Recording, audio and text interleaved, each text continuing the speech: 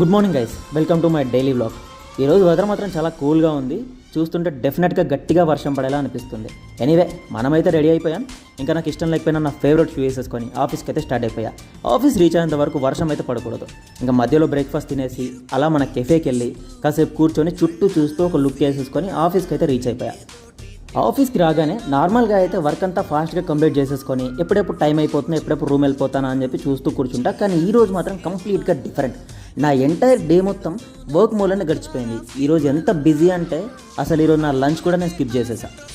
సరే, రోజులన్నీ ఒకేలా ఉండవు కదా. కొన్ని ప్లాన్స్ ఏమో మనం అనుకున్న ప్రకారం నడుస్తాయి, ఇంకొన్నేమో వర్క్ ప్లాన్ ప్రకారం నడుస్తాయి. హౌఎవర్, ఈవినింగ్ లోపు మన వర్క్ అంతా కంప్లీట్ చేసేసుకొని ఫైనల్లీ రిటర్న్ అయితే స్టార్ట్ అయిపోయా. అమ్మయ్యా, ఆ ఫీలింగ్ మాత్రం వేరే లెవెల్. ఇంకా డైరెక్ట్గా రూమ్కి కాకుండా ఈరోజు డిన్నర్కి వెళ్ళిపోయా. మంచి చేపల పులుసుతో డిన్నర్ అయితే కంప్లీట్ చేసేసా. ఇంకా నైట్ ఫ్రెష్ అయిపోయిన తర్వాత మంచి ఫుట్బాల్ మ్యాచ్ చూస్తూ అలా కాఫీ తాగుతూ ఈ డే అయితే చిల్గా క్లోజ్ చేసేసా. సో గైస్, ఇప్పుడే కదా మనం వ్లాగ్ స్టార్ట్ చేసింది. ఇంకా మెల్లిమెల్లిగా చాలా నేర్చుకోవాలి. See you tomorrow. Good night everyone. Bye guys.